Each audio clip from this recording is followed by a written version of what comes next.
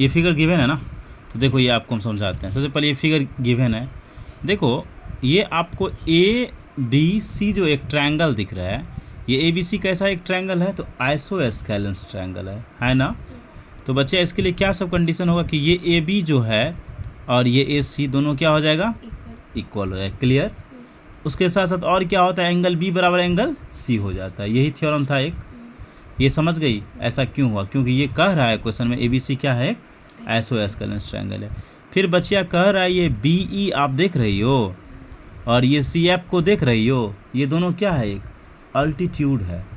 क्या है, अल्टीट्यूड के बारे में बता चुके हैं। अल्टीट्यूड होने का मतलब क्या होता है, यहाँ भी ये परपेंडिकुलर होगा, यहाँ भी ये, मतलब दोनों एंगल 90-90 का होगा, इसलिए E is equal to F हो सकता है या F is equal to E. तो इसी बात को देखो हम गिवन में यहाँ लिख डाले हैं, ठीक ना। गिवन में लिखे हैं ना एंगल ई बराबर एंगल एफ। क्या लिखे हैं, एंगल ई बराबर, क्यों लिखे हैं, क्योंकि देखो ये भी परपेंडिकुलर, ये भी परपेंडिकुलर, ये भी 90 का और ये भी 90 का, इसलिए E is equal to F हो जाएगा। अब A C is equal to A B हो गया। क्यों लिखे हैं, क्योंकि ए बी सी एक आइसोस्केलेंस ट्रायंगल है, इसीलिए ये A B is equal to क्या हो जाएगा, ये ए सी। कोई दिक्कत, कोई दिक्कत, क्या हो जाएगा ये तुम्हारा A B, A C is equal to A B या A B is equal to A सी।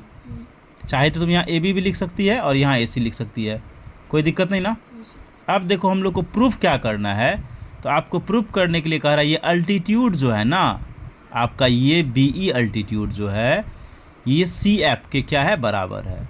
इसके लिए हम दो ट्रायंगल लिए हैं प्रूफ करने के लिए।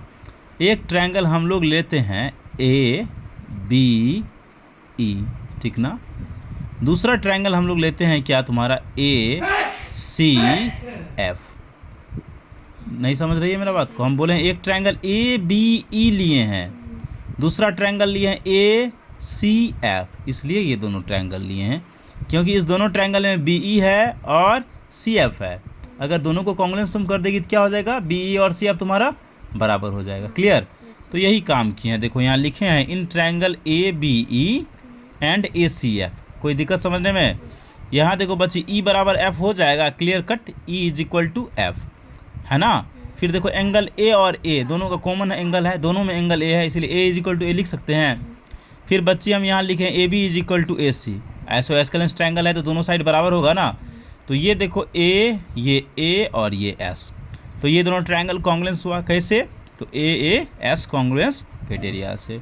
इसीलिए बी ई बराबर सी एफ हो जाएगा by C P C T से, क्योंकि इसी ट्रायंगल का ये पार्ट्स है बी ई और ये बी ई और सी एफ, इसलिए बी ई बराबर सी एफ हो जाएगा by C P C T से। तो प्रूफ हो गया ना, यही प्रूफ करने के लिए कह रहा था, समझे।